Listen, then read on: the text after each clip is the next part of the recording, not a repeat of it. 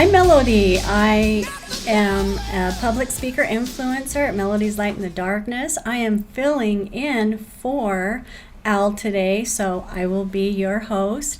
We have Andrea today as our co-host, and we have Diego as our special guest. And Andrea, why don't you tell us where you're from, a little bit about you? I'm just from Salt Lake. I've lived here my whole life, minus a little stint I took to Costa Rica and lived with family there. And just pretty much here in Salt Lake, I work with kids that are in foster care and DCFS and youth in custody kids, and that has been a rewarding job. I love it. And I also work in the beauty industry. Nice. Yeah, very nice. That was very cool. And Diego, where are you from? So I was born here in Salt Lake City. Just a little bit about my story. So my family are originated from Mexico. So growing up here, my first language was Spanish, right? Mm-hmm. So I already felt very alienated going to school. So having that being said, I was seeking for acceptance. I just wanted somebody to accept me, feel belong, feel safe. And, as I started getting older, maybe around 4th grade, the neighborhood that I was in, gangs and drugs was common. It was it was just the normal kind of thing. There was already kids that were, using meth, that were asking, people, what gangs are they from? So that started becoming the normal thing. And I felt in order to, feel belonged, I had to play the part as well. Because it was a lot of Hispanic kids that came up to me, embraced me, and I wanted to do whatever I could to make them feel proud of me. Again, wanted acceptance. So I was willing to compromise whatever moral decisions that I made to make this group, want me a part of that group. Mm-hmm. So, that being said, I was into soccer, trying to do some sports and stuff like that, but eventually all that stuff fell. School stopped becoming a priority. The relationship with my father, just stopped becoming a relationship because I myself was, being distant. High school came around. I came across some of my cousins. My cousins were already involved into gangs. And I loved what they had, They had the women, they had they were popular, they had this facade that I was wanting so much. And so I started gravitating towards them. From there, I started sneaking out of my house, started lying to my parents, started doing all those behaviors that are, that are not morally right. Then from there, I was, once again, wanted the acceptance, willing to compromise whatever I needed to do to make my cousins, proud of me. I started stealing. I started getting drunk. Then from right there, from drinking and making decisions that I make, I wasn't okay with who I was becoming. But in order to make people happy and make it okay with me, I started using drugs. Started out with cigarettes. Then I went from using marijuana, cocaine, and so on. It escalated till I became a full-blown meth addict. And it all started when I was like 14. Wow. But like I said, Young. Yeah, like I said, it was like the normal thing though. And on the fast track there. Yeah. It was about fitting in. It was just all about fitting in And everything looked good on the outside. Yeah. And you wanted to be a part of that. Exactly. And I thought it was okay, and nobody really told me that it was what I was doing was gonna it was not right. I wasn't taught with morals and principles. I was just taught with, if you show fear, you show weakness, that's shown upon, no one's going to like that. And so I felt like I had to mask all that. I felt like I had to hide all that stuff. And so, I eventually ended up getting into a gang with my cousins. And instantly, reputation became my priority. And if you ask me now what reputation means, it's just my value depends on what you think of me. And so in order to build reputation in that lifestyle, you got to do a lot of bad things. And so I did whatever I did to make sure people knew who I was, at least in my head, right? I thought I became an urban legend. Really, I'm not. I was just out there, lost kid, wanting people to just accept me. You know, my family didn't know how to deal with it. You know, they're from Mexico. I'm their first child, and you know, they just didn't know how to deal with me at that time. So I was rebelling. I wasn't, taking any kind of correction. I was a full-blown meth addict. Around 17 years old, it's when I caught my discharge of a firearm charge. Got arrested. I got certified as an adult for the act of the crime, and that's when it started hitting me. Like, man, I was facing 10 life in prison. It all went down fast, and it's like the saying goes: "Be careful what you ask for, because you just might get it." I didn't know it was coming that fast. You know, I started realizing who my friends really were, but yet I didn't want to do all that time in prison, but I didn't know how to change. I didn't know what that looked like. All I knew was this lifestyle. Like I said, since I was a kid, this was normal. This was life. You know, growing up, I didn't have the dream or the drive to complete school, graduate, go to college to pursue a career. That was never amongst my friends, dream. You know, our drive was to drop out of school, get into a gang, and once you do that, go to prison and meet the big homies, so you can get acknowledged for all the wrong things you've done. That was the goal in life. Mm-hmm. And then maybe just so I'm 17 years old. I'm in jail now with the adults, and luckily the judge gave me an opportunity. The judge gave me probation. I got out. And you would think when you have a 10-year sentence suspended over your head, it will scare you straight. You will want to do actually something different. Mm-hmm. Well, I didn't. I went back out there and I did what I knew. I went back to the same people. I went back to my cousins. I went back to the homies, and I started compromising my decisions again.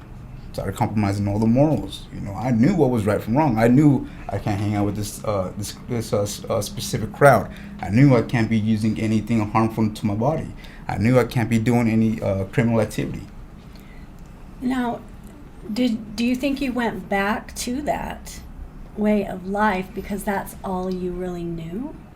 I want to say yeah, because once I got released, I just wanted to.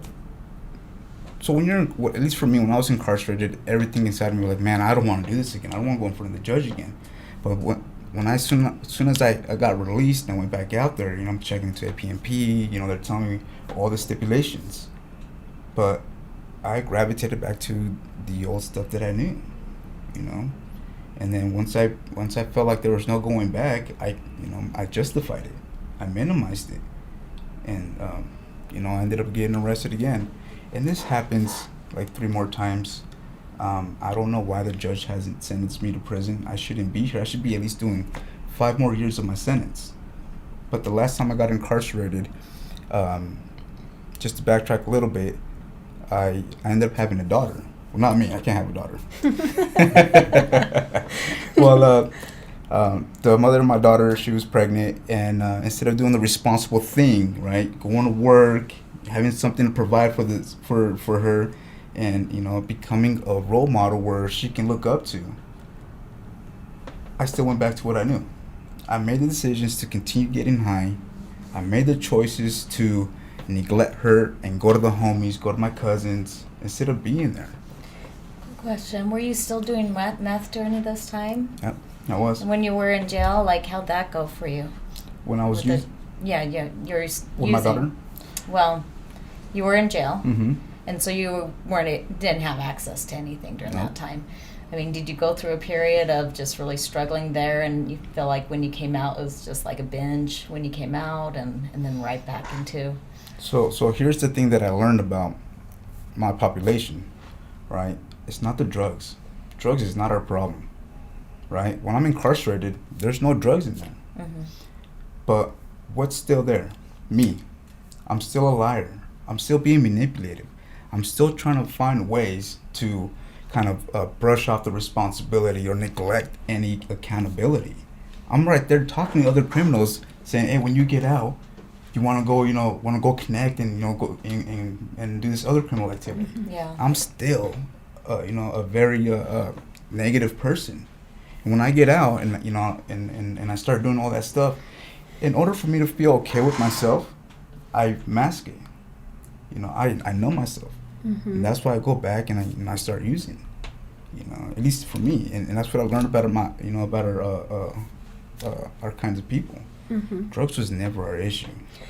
So do you believe that if you, the cleaner the life you live, the happier you'll be, because it keeps you from, having to have to pay those hard consequences that you've had to pay for, all that you have done and experienced that's negative?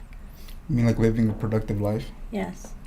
I think if you live a productive life, and you soundly, morally are okay with yourself, you're not looking for, the easy way out. You're looking to make it about other people, being selfless instead of selfish, thinking of yourself less and make it about other people. And once you surround your life in doing that, you're not thinking about poor me or this is what I'm going through. You're thinking about what can I do to make it about that person, and that's became my remedy.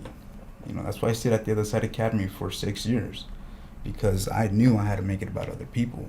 I knew I had to become productive in life and become a productive, citizen, in order to, get away from that way of thinking or living. And have a cleaner life. So no drugs. No drugs, no alcohol. Yeah. None of that stuff. None of the negative. Just positive. So Mm-hmm. are you wanting to influence, the younger generation now in how to live better life so that you don't pay those consequences? Because we know, obviously, what you're saying here is that everything you do in life, it does follow you. Everything you do in life has a consequence. And that's anytime I have an interaction with somebody that's kind of cut from the same cloth as me, because we like to, I was thinking I was unique, right, because of my circumstances. I like to become, I like to compare to them. I like to let them know I understand exactly what they're going through. Just tell them some of my situation so they know I'm not full of it. And just my hope is just to inspire them to become smart. It's not that the drugs or drinking is the issue. Are you lying? Are you cheating? Are you being sneaky? Are you being manipulative? Because ultimately, when people are doing that, they're gonna end up gravitating to all the negative people who are doing that, and they're gonna write it off. They're gonna be like, it's okay if you're lying, it's okay if you're cheating, it's okay if you're doing all this stuff, and eventually it's gonna lead to all that chaos in life. I just had a very impactful conversation with my baby brother, and I had a heart-to-heart conversation. Those are the things that I touched on. I never once scolded him about any kind of drugs or anything like that. I don't want to put his business out there, but I touched on the basis of don't lie, man. I kind of just say if you're telling me one thing, you're saying another thing, what does that make it? A lie. And if you're being one way with me, but a different way with somebody else to be cool, what does that make you? A two-face. Right. And people are able to connect those dots. And my hope is that resonates with them, and they start that starts becoming appealing, stops becoming appealing, and they want to do better for themselves. And at age 14, I mean, that's so young and so easy to be influenced to go down that dark path, to get pulled in so easily because you want to be a part of something. Yeah. You want to be. And so I could see how easy that was for you just to get sucked into that. And then it's hard to get out. Yeah, and it's very easy to get influenced, and to get out, it may be hard for some people, but it's a decision, right? Very nice. I was 21 years old. I thought I was done. I'm back in front of the judge, and I thought I was just gonna go spend 10 years to life in prison. But she gave me an opportunity. She says, Mr. Cortez, I don't ever want to see you in front of my courtroom. Find whatever help that you need. And so the Other Side Academy just came through with I was doing some clergy visits with Brother Workers dear to me, and he told me about the program. He told me it's 2 years long. We're now 2.5 years, but that's what caught my attention. I know I needed something long. I need something structured, and he told me it was ran by convicts. I'm like, oh, that's kind of unique. Mm-hmm. So I wrote them. David Rocher, who's the director, came and interviewed me. But this isn't a kind of interview where he was like, "Do you have insurance? What's your, does family have money?" This was, they asked me questions about my medical stuff like that, but it was more about like, "Do you have a daughter?" I told him, "Yeah." "Do you love her?" You wanna know what I said? I said, What? "Yeah, of course." Mm-hmm. But then he told me the truth. He says, "If you really loved her, I would hate to see how you would treat her if you hate her. You're incarcerated. Wow. That's How is that being a Oh. father?" And for once in my life, I didn't bite back. I didn't try to argue with him because it was the truth. Yeah, and the truth, it does hurt. It pierces the heart, but without the truth, we don't change. Nope. And then he told me, "You ain't no gangster. You're just a lost kid." Aw. And I had to hear that, though. I had to swallow that. Yeah. I had to accept that. Mhm. And so, it was very robust in my face kind of interview. I got out of the visiting room. I went back to the pod, and all the guys are like, "Hey, Diego, did you get accepted?" I don't know, you man. serious? He was grilling me. I don't know. Right? And so a week later, I got the letter, and it said, I got accepted to the Site Academy. I remember holding it. Mm-hmm. And when I got released, I almost didn't came, but my mother told me, she looked at me, and she said, like, "Diego, you promised me you're going to do something different." Oh. And so I came, Mhm. sat on the bench. That's where the new students go and sit down. Mhm. I awaited my interview, and then Alan and Chris interviewed me and did a second interview, very raw again and robust. And I was trying, to make them laugh a little bit, right? Because they were just grilling me Right. again. And so, they're asking me, like, "Is there anything that we should know about your medical condition?" And me trying to be a clown, I'm all like, "Well, sometimes I need to go to the vet." They're like, "The vet?" Look at me kind of like, bewildered, like, "For what?" And so I flexed on them, like, "'Cause these puppies get sick." Just to get them to laugh a little bit. I'm like, "Man, these guys are serious." And that's where, like, "Oh, yeah, this kid needs some help." So I get accepted, and that's where my journey started. Like I said, change is not hard, but it's a decision. It can be uncomfortable. Mm-hmm. You got to ask yourself, are you done with this? And I told myself, man, I want to be successful. I want to do something different, but I don't know what different looks like. Yeah. I really believe that it takes a lot of courage and strength, especially that mental strength to make that decision that you're going to change your life and then actually doing it, putting it into practice, making those efforts. Mm-hmm. And obviously, it takes time, and Yep. it's taken you quite some time just to get where you are now, right? Yeah. That's what I love about the Outside Academy. We're 2.5 years long. Reason why is because some people, when they get there, they're 40. We have some young guys that are like 20 years old. But when you've lived your lifestyle for decades, years, doing all the wrong things, your brain is wired to lie. You're you're a habitual liar. You're manipulative. You're trying to find an angle in any kind of situation. So we're trying to teach them how to be accountable, how to be impeccably honest, no matter the consequence.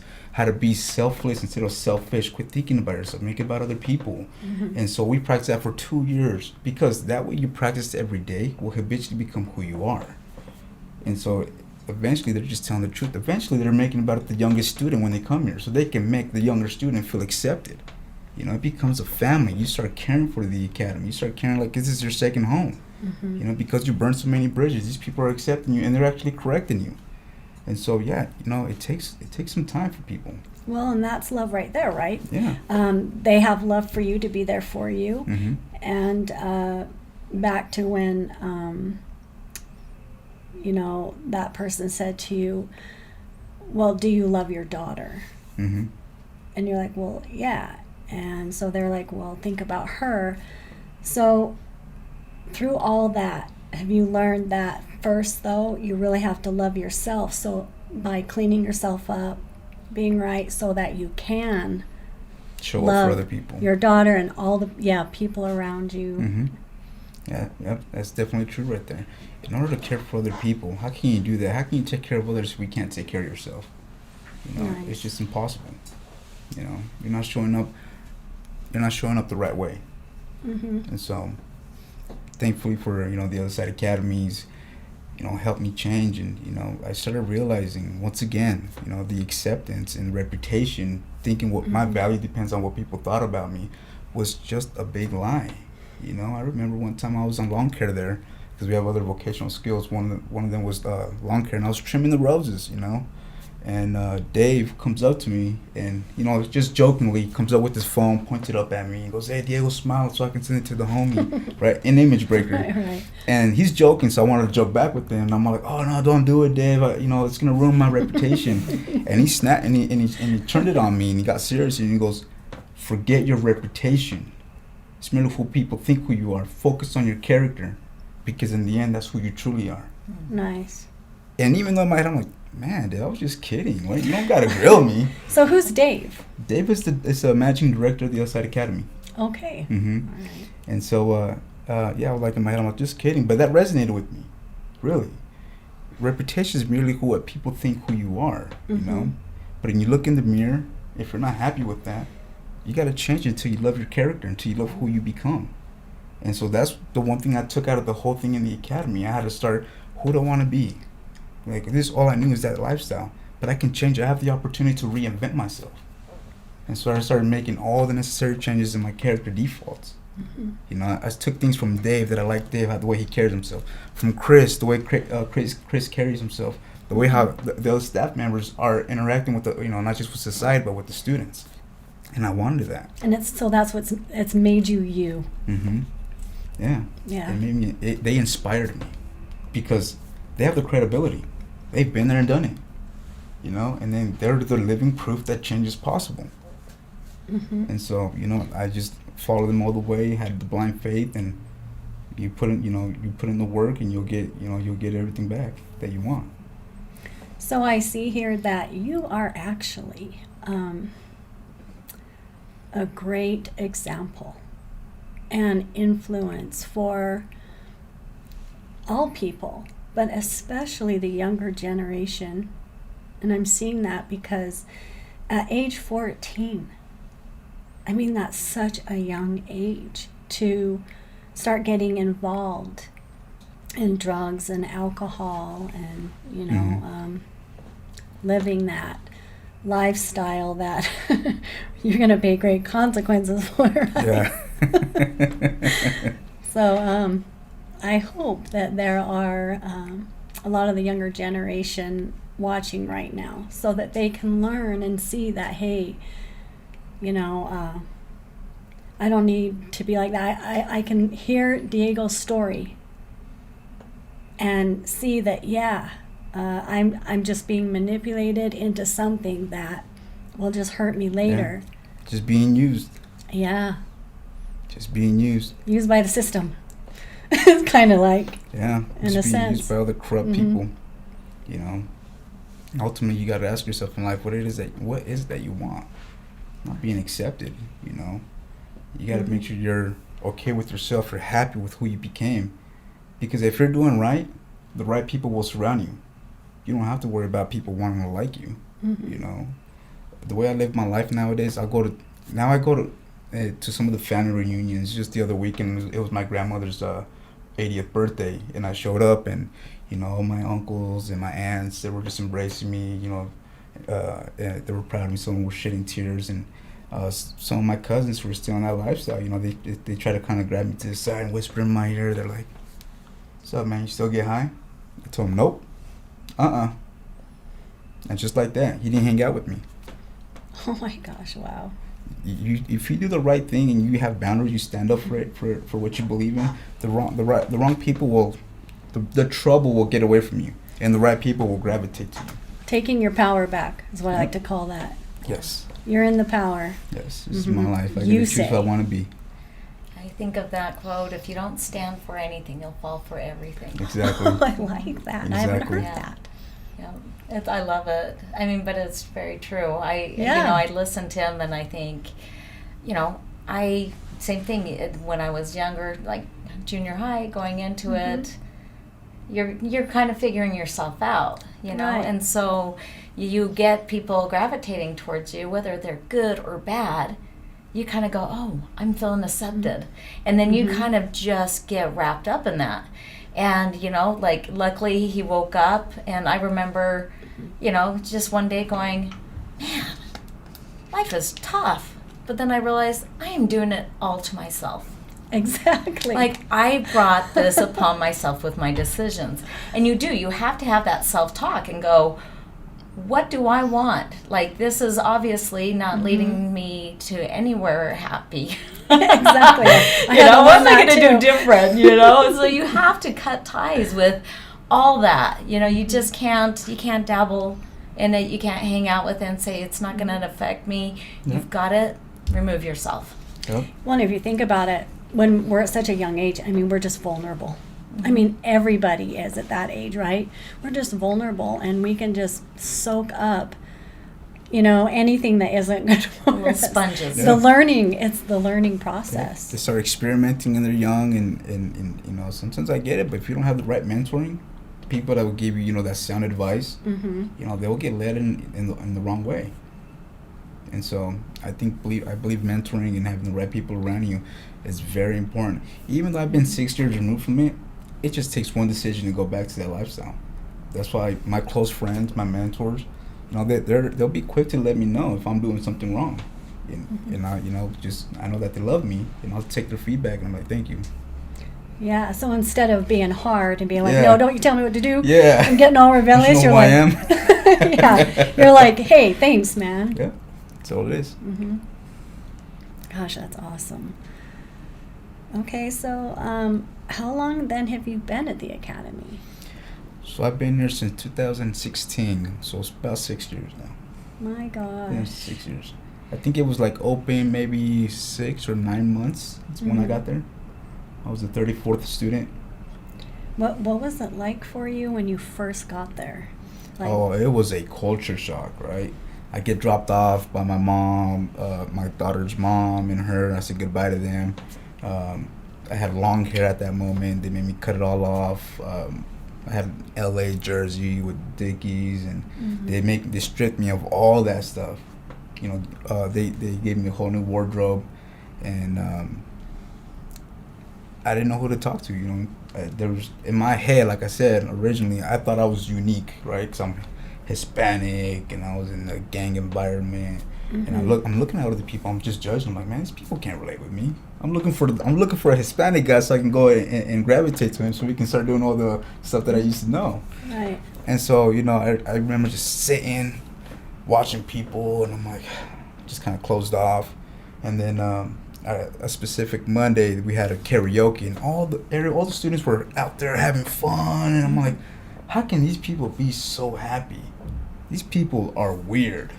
That's what I said to myself. These people are weird. How can this happen? And then we have Where did they drop me off at? Yeah, I'm like, what is going on? People are happy. I was thinking it was gonna be like, we're gonna have class, talk about relapse, and that's what I thought. They wake me up in the morning. Hey, Diego, wake up. We gotta go to work. I wake up. I'm like, work? What do you mean go to work?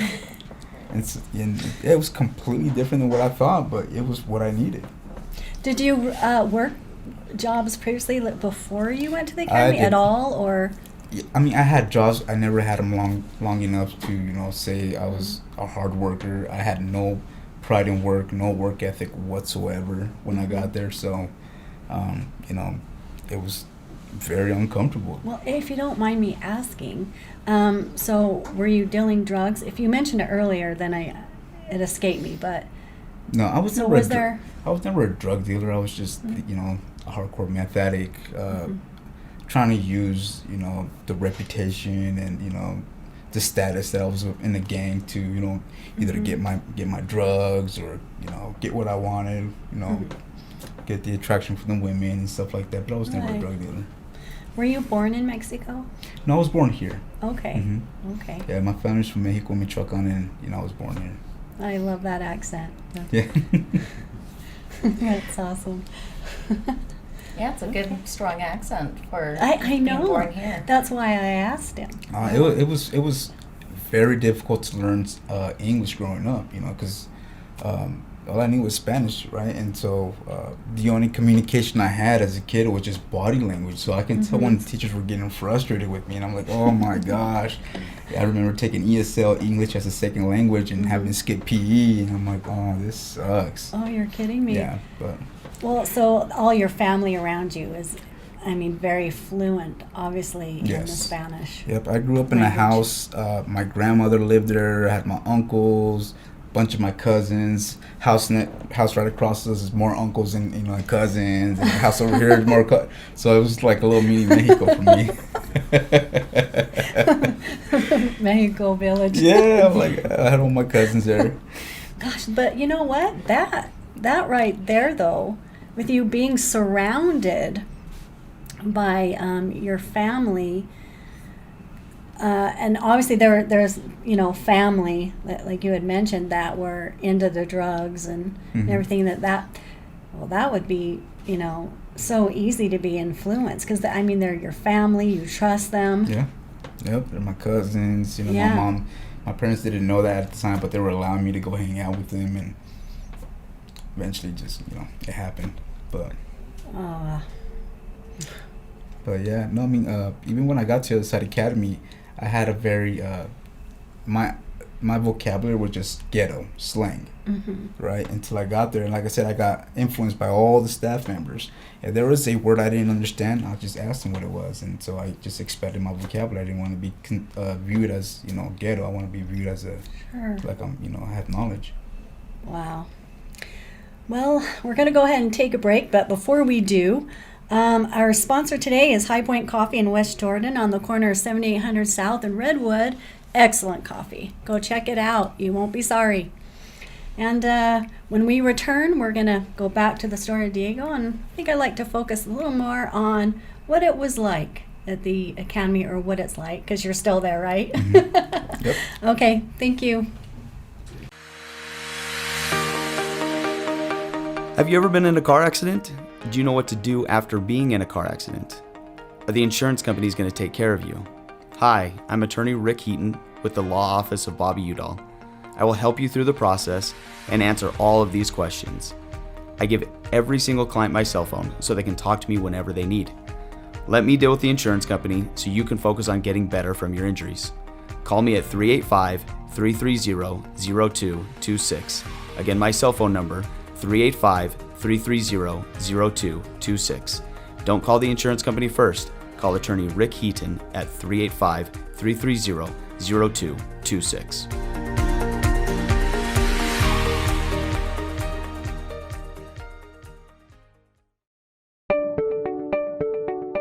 This is Gregory, owner of Lift Up Concrete, proudly serving the Wasatch Front for the last 12 years, lifting sunken flatwork for both residential and commercial applications. Only fully trained professionals lifting concrete at your residence with the same quality of material and method used at every commercial job we ever do. Don't replace it, lift it. liftupconcrete.net, 801-792-4535. Contact us at liftupconcrete.net, or if you're looking for a complimentary quote, 801-792-4535. Again, 801-792-4535. Again, this is Gregory, Lift Up Concrete Lifting.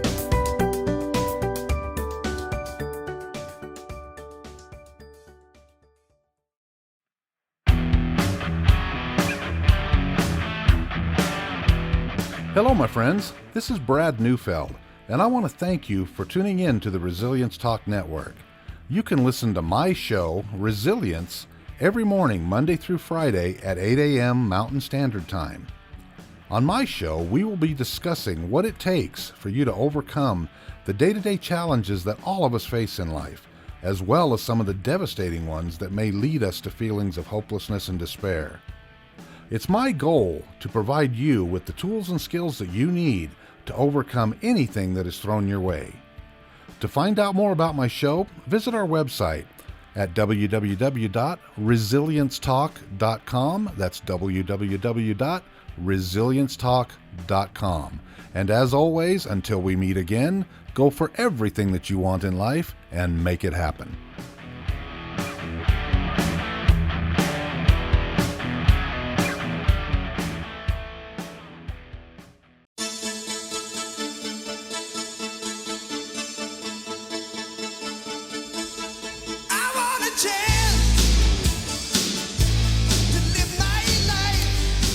Hi, welcome back to the other side of addiction.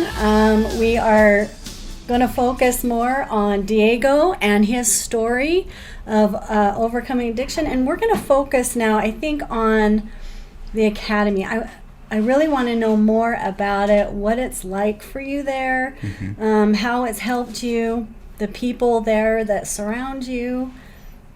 So the academy, it's a very beautiful community, you know. I don't consider it a program. I consider it a movement, a home for people who's been lost in life and are just wanted to find a way home. So I've talked about it a little bit. When I got there, I felt very just culture shock, right? Nobody's talking about, you know, inappropriate things. No one's out there trying to, you know, objectify the women or you know, there's no drugs in there. And so I didn't know who to go to, because the way I was still thinking was, you know, liar, manipulator. That's how you know, that's how I came there. And as I started my journey and I started realizing, you know, reputation was just what people thought about me, and I wanted to start focusing on my character. You know, I had to do some moral inventory of myself, of the stuff that I'd done that was wrong, because when I was there, I was you know, breaking rules and doing things that I wasn't supposed to be doing, but I minimized them. It wasn't a big thing. It didn't rub me wrong. But once I did that moral inventory, and, you know, and I started, you know, holding myself accountable when nobody was looking, you know, hey, this is what I did. Nobody was there, but I feel bad about it. That's when I started, you know, making those, you know, those changes, and I started feeling good about myself. You know, it felt good to hold yourself accountable and know you can actually start looking at yourself in the eyes. And then I started holding other people accountable. I remember this one specific time, there was this guy that him and I were always just talking about inappropriate things when we got really comfortable with each other. And it was time for me to, you know, to put my foot down and finally tell him, no, man, we can't do that. He was saying something about a woman. And I told him, listen, man, you really can't be saying that. we keep getting in trouble. You got to stop, you know. And then as I'm walking, my intention was not to, you know, to pass information. It's what we call when we, you know, let a staff member know, hey, I corrected this guy for this. We call it pass information.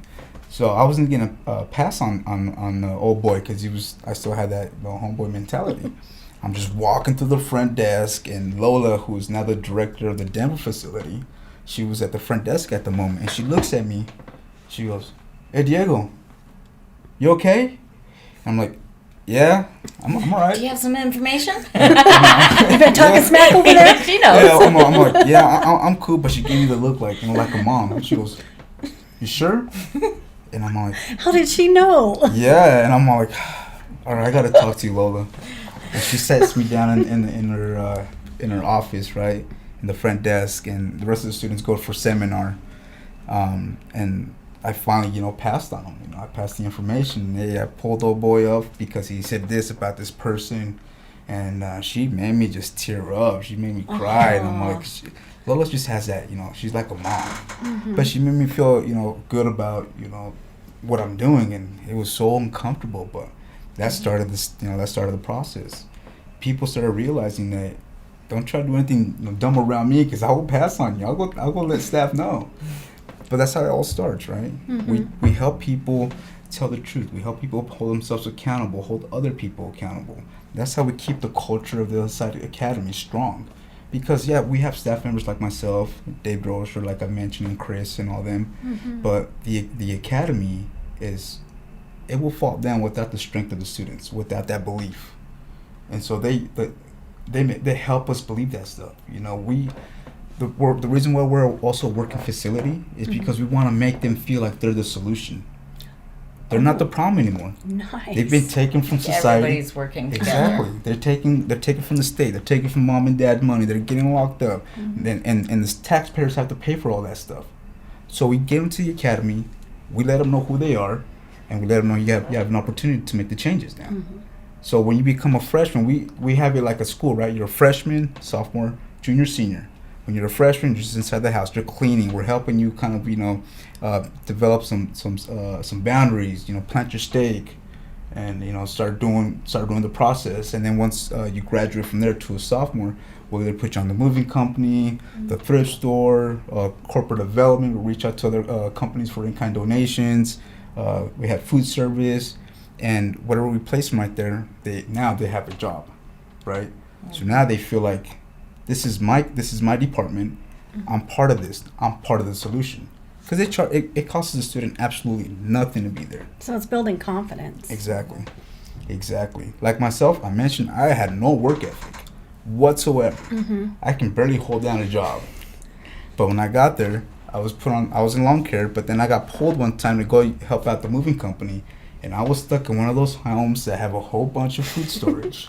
Right? And they're like 50-pound buckets. Yeah. And I'm stuck in the stairs. So I'm going up and down the stairs. I'm like, oh my gosh.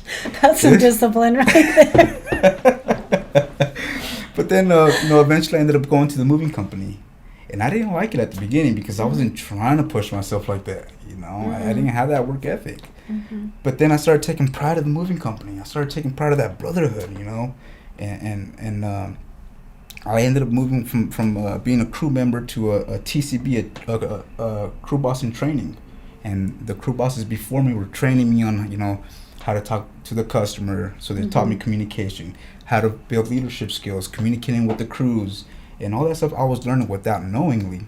And I don't even know if they knew, but we're raising leaders now. And I became, I took a lot of pride in the moving company, and I became a crew boss. And then from a crew boss, I became a supervisor. Now I'm the department head of the moving company. And I'm supposed to be in prison. Now I'm helping run the moving company. You're like building that confidence in yourself, recognizing things within yourself that you can contribute, and you're just growing this whole time. Well, I think they saw that you could put those puppies to work, I know, we're going to put this kid over here and see if the puppies still work. Let's see if those puppies actually work. Yeah, like we're going to show you what you use those for. Yeah, no, but I say all that about me just because we are helping raise leaders. And so people who, I'm not saying intentionally are outcasted, but because they've committed crimes, they've burned all the bridges, they've been incarcerated, they're drug addicts, some people just don't know what to do with them. So in a way they are outcasts, but we take them in and we teach them, how to become a decent human being. We teach you that you have potential. That's why we're going to be writing you. That's why we're going to be hard on you. That's why we're going to tell you the truth. I want you to reach that potential. I love that. Yeah, me too. Yeah, and so that's what they did with me, and I'm grateful for that because. Go ahead. So do you see that when you don't live a clean life, that it takes your self-confidence? Yes, because you can't have self-esteem when you're doing everything that's wrong. You start thinking of yourself as as a liar, as a cheater. You lose that self-esteem. That's why you got to continue doing good things in life. You have to continue helping other people, in order to keep that happiness. I considered it like a drug, if you may. Okay, I see. Because that's the way that my brain worked in the beginning, and that's kind of how it, and that's kind of how I understood it. When I started helping other people out, and I started seeing that, that freshman, like I was talking about, he's a complete knucklehead, just bumping his head, and we're having to pull him in, have conversations, give him some disciplinary. But then, one of those graduations, like I said, when they graduate from freshman to sophomore, when they graduate from a freshman to a senior, which is close to 2 years, and they're picking up a black shirt, I'm able to see, hey man, look at him. He made it. You're like, I remember when I was there, right? Yeah. It gives me that that high. Like, oh my God, I was part of that guy's change. I love that. Oh my gosh, And yeah. so Making change. you have to continue, at least for myself, I have to continue making about other people. But yeah, in order to hold that self-esteem about yourself, you have to be living a good life. That's the only way it goes hand in hand.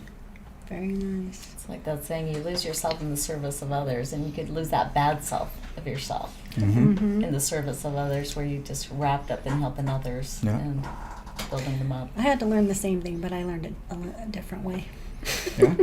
I mean, I wasn't living clean, but I didn't have the same So were you and experience I that you locked had. Okay, you tell. Why here. didn't I see you? Where were you at? I think we were locked up just in different areas in life.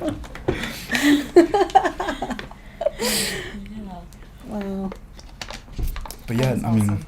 yeah, we help the students just realize that they're part of the solution now. They're helping us run the academy. They're helping us run the vocational schools that we have over there.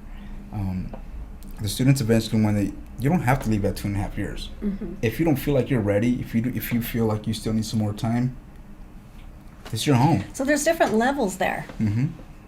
Because you said there's the junior, the senior, Mm-hmm. I mean, you're working your way up Mm-hmm.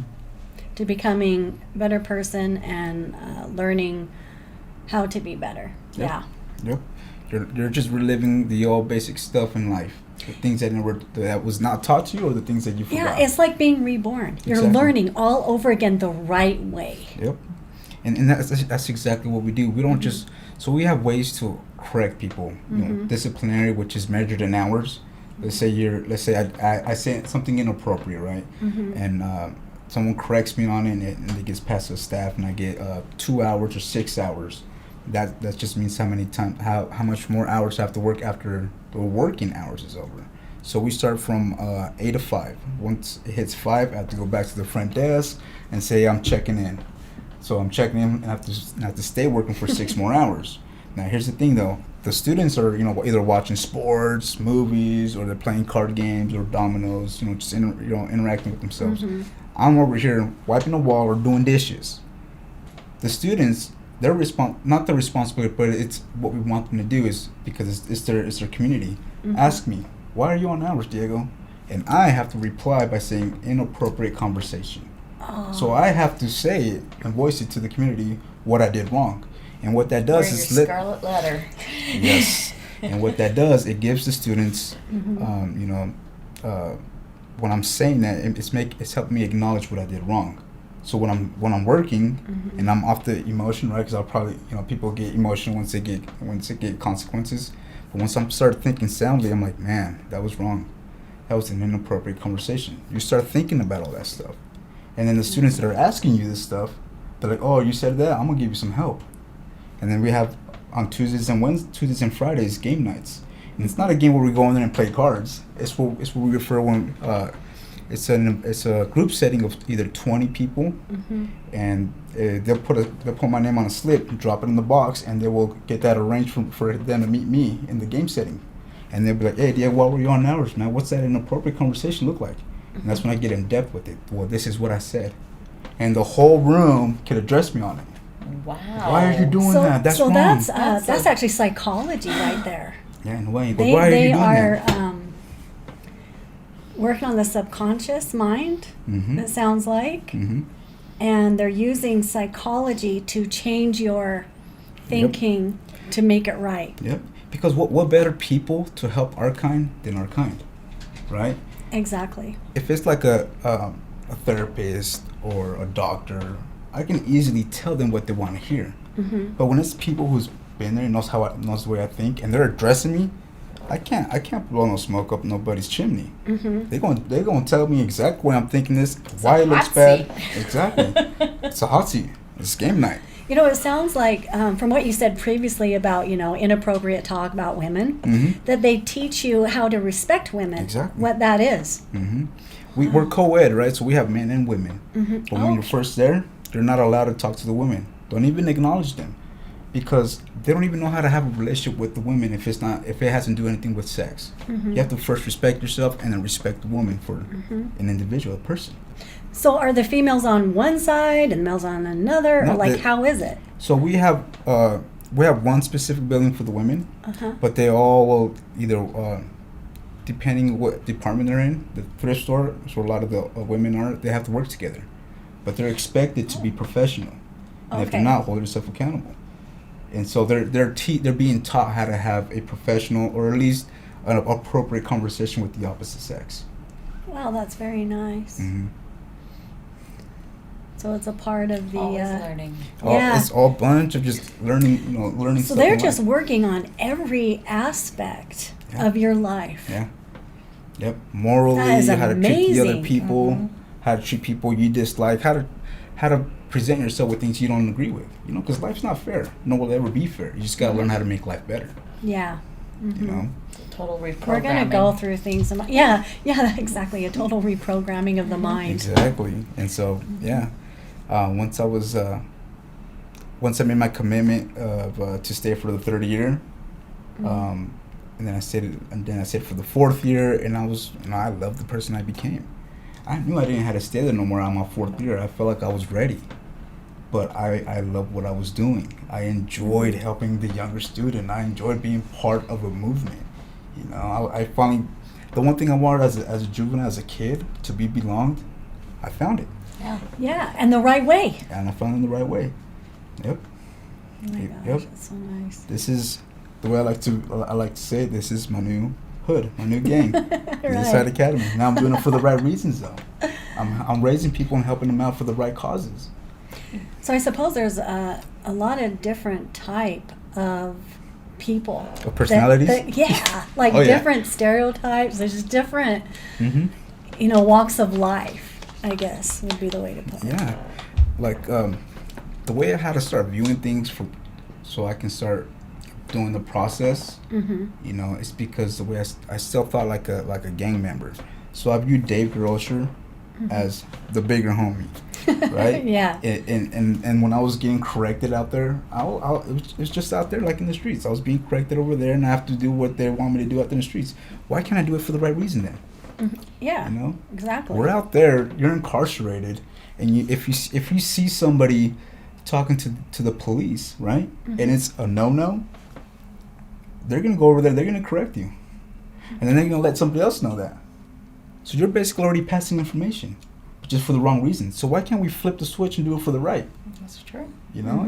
If you're leaving the drug dealer's house, and you see a police vehicle coming by the house, what are we gonna do? We're gonna call them. Hey, Flacco, you got a car right now. You got a police coming running. Right. You're passing information. You have someone's back there. Exactly. So why can't we in do the wrong that? way? But for the right reason, Nice. and feel that self-esteem, and do it for the right and help people out. Right. And so that's the way it helped me out. That's the way it helped me flip the switch and be like, you know what, I can do it then. You should be really proud of yourself. You've come a long way. I can see that. Thank you. I mean, I'm sure Andrea can see look how far he's come. I'd like to see you go approach mean, that judge in a seriously. different atmosphere and say, hey, Look at me now. Look at me now. I would approach the judge and say thank you, Yeah. because you saw something in me I didn't. Gave you I another was just chance. going to say that. She did. She obviously saw something in you, That I didn't. to stop her from putting you in prison. You Yeah. should. I think that would be Write her a awesome. letter, Yeah. or That'd something. be awesome. I probably should. Yeah. How's your relationship with your daughter? I still don't have that relationship with her. No. Reason why is because honestly, I don't know her. At a personal level. When she was born, I was incarcerated. I was locked up, and then when I did get released, I was under the influence. I wasn't present physically. I was there, but I wasn't present. Yeah. And when I came to the academy, her mom made a decision because we had kids' day where kids would come over and visit the family, right, the parent. And I was hoping that she was going to come see her, but her mom made the decision not to. And I respect that. I wasn't there. She has every right for that to happen. And so that's when I started realizing, you know what, I got to stop being selfish. It's not about me. It's not about, hey, but look at my daughter.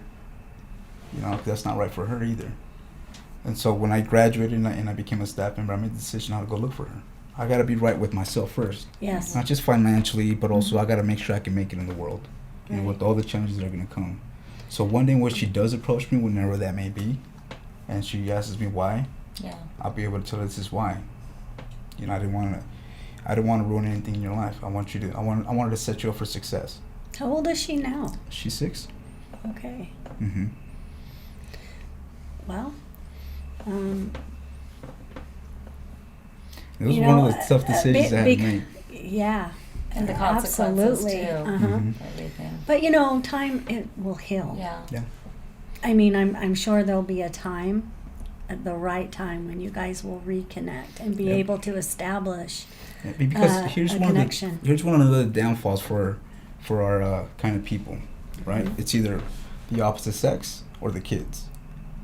And the reason why I said is because anytime we get done with a program, Mm-hmm. or even with something like the Other Side Academy, you get taught right from wrong. You'll be amazed how the opposite sex can pull you away. You'll be amazed how the kids will start making you, because the kids start becoming a priority. Not Mhm. about your personal boundaries anymore. Mm-hmm. You're willing to compromise to make the kid happy. Right. And what we don't realize is the kids sometimes are like, you were never there, or the kid, needs a lot of attention. Mhm. So a manipulative tactic. Exactly. And Okay. so I've seen it happen with other people, and I've listened to a lot of my mentors, and I made the decision, you know what, man, I can't do that. Because when we get inserted into their lives again, Mm-hmm. it's mom and dad, we love them, they're back. And then they fall, what are we doing to the kid? Do you believe at some point you will be ready? Yeah, Mm-hmm. yep, It's a good positive attitude Yep. to have. I do. I believe so too. You come this far. I mean, all it is from here is up. Yeah. And whenever that does happen, I'll be ready. Mm-hmm. I'll be ready for that, that hard conversation, that hard, uncomfortable moment, and I'll be there to explain, who I was and what I became and the reasoning for my decisions. Have you ever thought about writing her letters? No. No. Mm-mm. No. The reason why is because, I understand that her mother's with somebody else right now, Mm-hmm. and they're living happy. And you And want to be able just to keep that. Let Let them I live don't in want peace. I don't want her to get confused. I don't Mhm. want to throw her world upside down, because it's not about me. Yeah, that's a great way to think. Yep, it's not about me. It's about her. Mm-hmm. And if they're okay, they don't need me, because I Mhm. never was productive in their life. Mm-hmm. It'll be selfish of me just to go in there because I want to be like, that's my daughter. Right. That's not right. So, is there like a profession that you want to do? Do you have a goal in work that you want to do in life? Right now, it's just this, the Other Side Okay. Academy. Mm-hmm. I never had. I always wanted to join the Marines when I was a kid, Mm-hmm. just because, once again, I want to be belonged. I want to be part of a movement, part of a purpose. Mm-hmm. But like I mentioned, I found it in the Other Side Academy. I never experienced happiness or joy like here. Mm-hmm. Everything's just amazing. I don't think about joining. Yeah, I can't say I have any other kind of want to join any other kind of professions. You'd be great to just do this work. I mean, just in being an influence to people and changing their lives. That's my hope. My hope is just to help out, impact as many people as I can. Mm-hmm. Very rewarding Yeah. job. Yeah, Yeah. it doesn't even feel like a job. Yeah. See, I'm a staff member there, and my Mhm. job doesn't feel like a job. It feels like I'm just going back home. Yeah. I'm going back home, talking to the students. I'm hanging out. I have good relationships with all of them. That's the best job to have. Yeah. One that you love, that makes you happy. Yep. And that's Yep. you. That's obviously you. You found who you are. You Yep. found your place. I know them as in a friend level where we start building that friendship, and I know them at a person level. I've seen them at their downfalls, and I've seen them where they can be great. We're able to just feel comfortable with ourselves and just have those conversations as friends, or have those meaningful conversations when they're feeling down, or when they know when I'm over there and I'm jamming them up like how I used to get jammed up. They know it's coming from a good place. Exactly. Mm-hmm. They know you've been through it. Yep. You've been there. Yep. And they know because I spend the time to get to know them. When I am giving them a reprimand or however that may look like, it's not because I'm trying to talk down to them. It's because I'm trying to bring them up. Exactly. You know their struggle. You know their pain. You know it all. You've felt it. You've dealt it. Yep. You've been it. And now you've just become this amazing influencer. Yeah, I'm alright. I'm okay. No, you are. To me, just sitting here and hearing your story and seeing how far you've come, I think you're an amazing person. And Because I have seen and witnessed personally people that never change. Yeah. They never take that step out of fear. They never do that. They're afraid of what's on the other side, the better side of life. Yep. And I've seen it over and over again. And that's why I do what I do.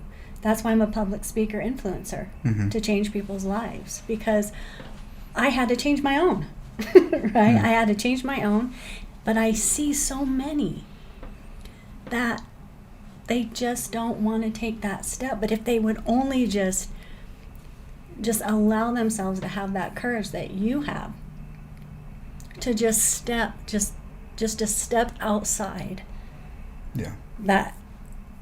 that door, just let yourself walk through it, your whole life will just change for the better. You'll become someone you didn't even know you could be.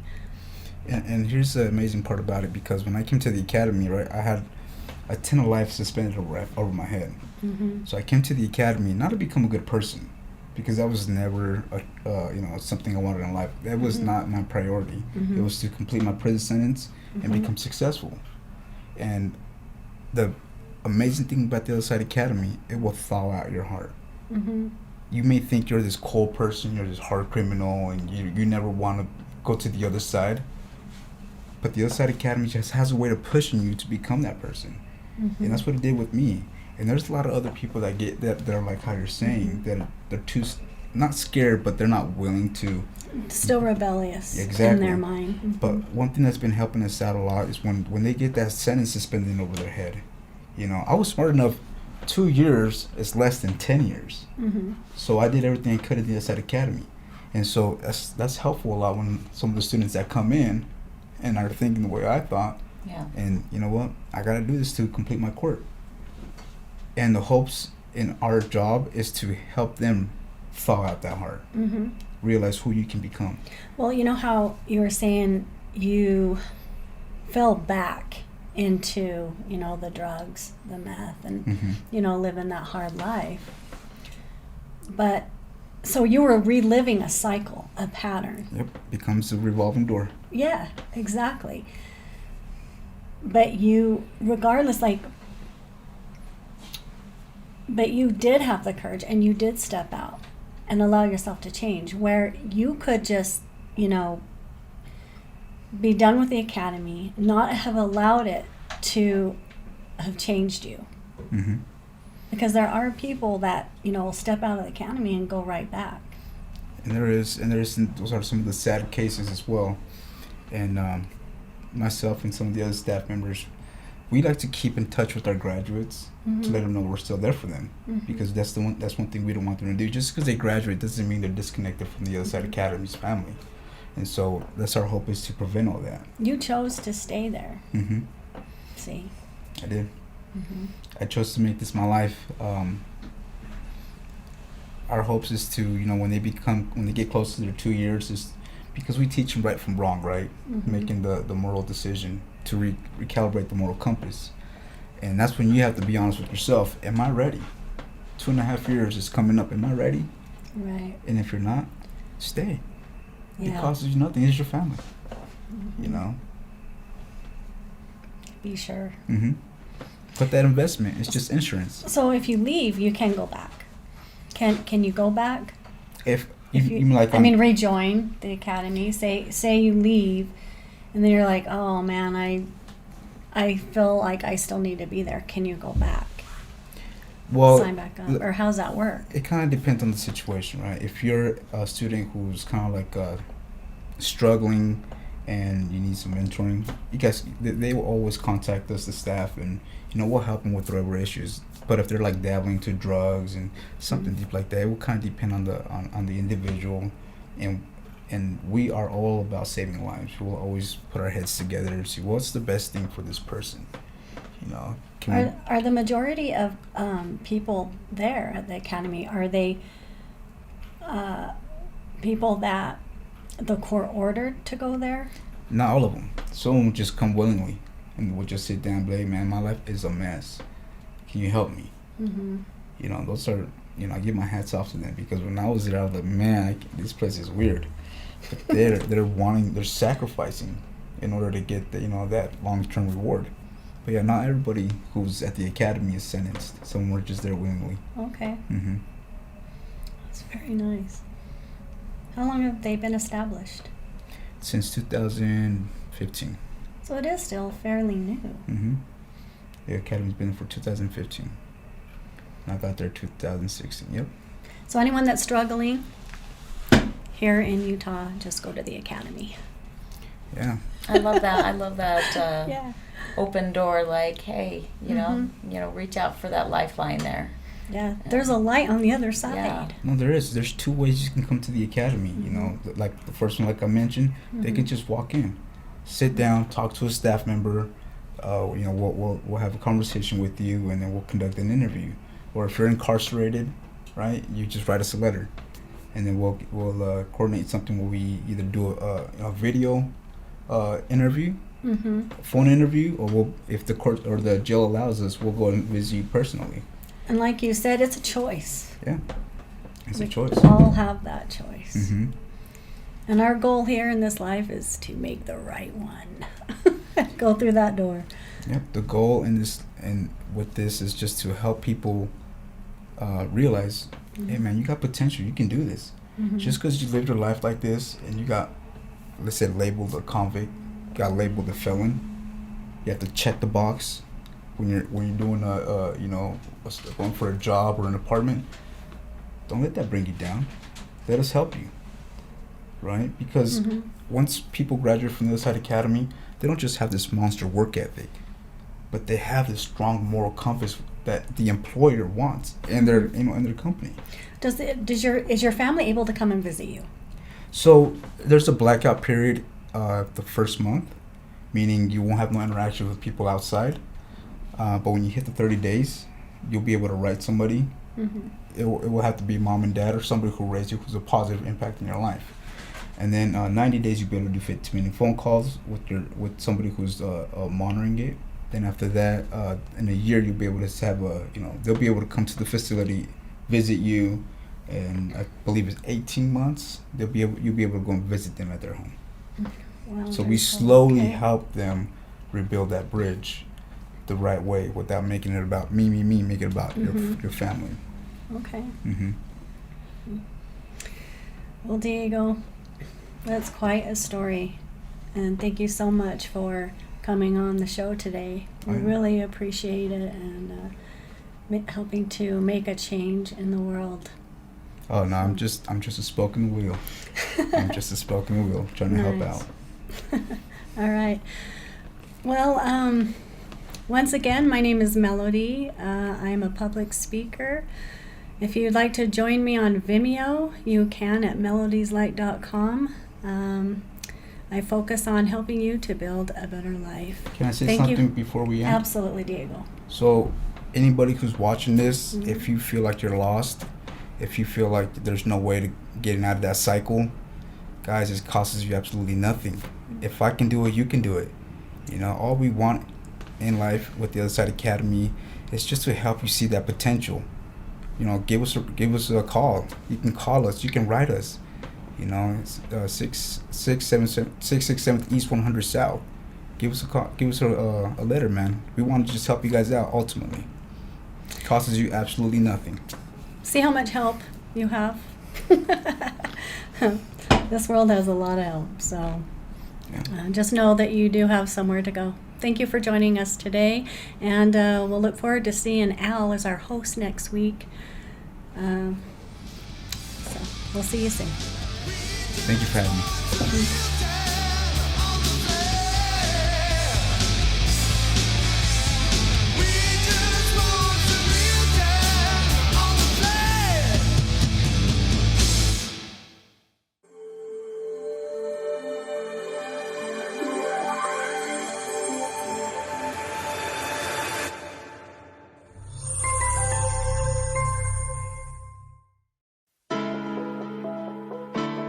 Good morning, this is Leticia with Computer Hospital. We are your computer repair experts for both PC and Mac. We are your community resource for all of your computer repair needs. What makes us different is that we want to fix your computer. We also do free diagnostics. We charge a flat rate labor, which means that you won't pay by the hour. All of our computer repair is done in-house with a fast turnaround time, and same-day service is also available. Feel free to stop by anytime without an appointment. We're located in Sandy at 8721 South State Street. Again, that's 8721 South State Street, or call us at 801-987-3993. Again, that's 801-987-3993. This is Leticia with Computer Hospital, and we look forward to seeing you soon.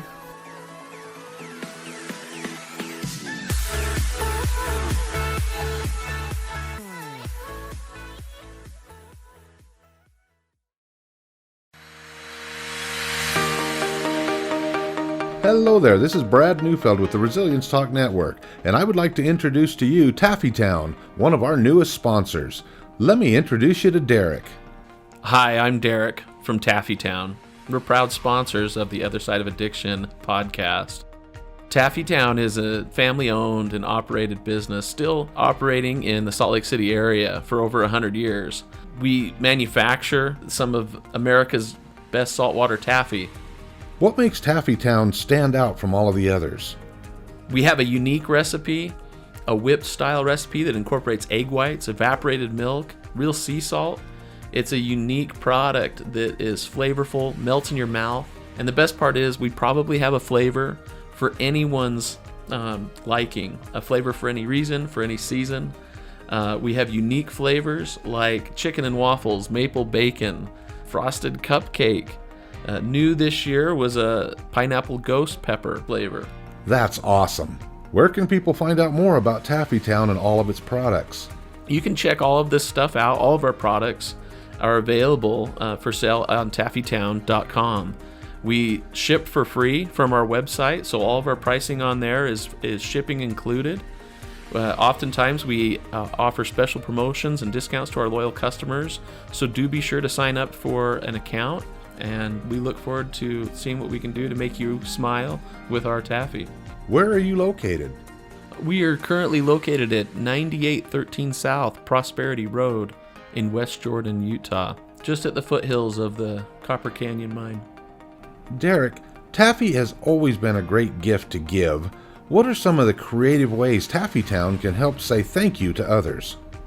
Yeah, if you're looking for gift ideas, whether to say thank you to friends or family, or maybe to your clients after such a difficult or successful year that you've had, you could look no further than to get a gift idea from taffytown.com. We offer pre-packaged gift boxes that say that it's saltwater taffy from the city of the Great Salt Lake, and it tells a little bit about the history of our community and making candy for so long. You can also do customized gifts to pick out just the right flavors or colors of candy for that special someone and deliver even a personalized message in that box to them. So please feel free to check out taffytown.com for any gift ideas this season. Thank you so much, Derek. Please visit taffytown.com, that's taffytown.com, to find out more about the products and services that Taffytown offers. You won't be disappointed.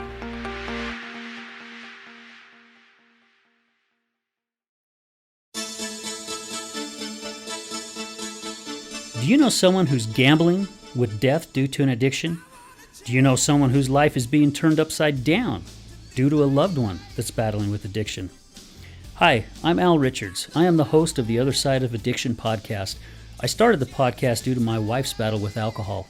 Let's just say I became addicted to her addiction. Our podcast is helping people understand a little more about those who have battled addiction and those who are hurting from their addiction.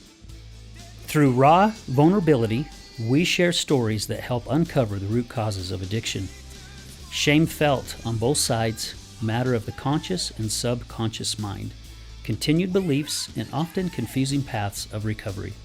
We collaborate with real people and their stories, as well as licensed professionals, to help our audience gain a better understanding of addiction.